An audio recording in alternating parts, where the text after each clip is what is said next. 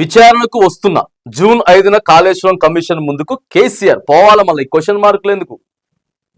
Question మార్కులు లేదు, వస్తున్నా కాదు సార్, వెళ్ళాలి, కంపల్సరీ వెళ్ళాల్సిందే, వెళ్ళాలా.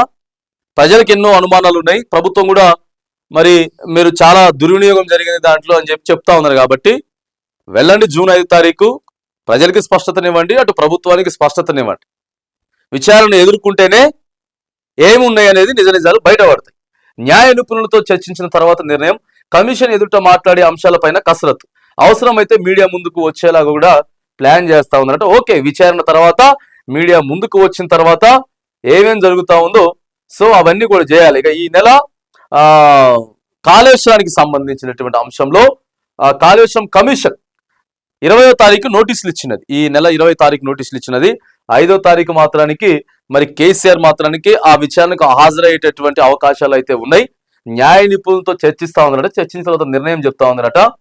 బేషరత్తుగా బాజాప్తగా అటెండ్ కావాలి.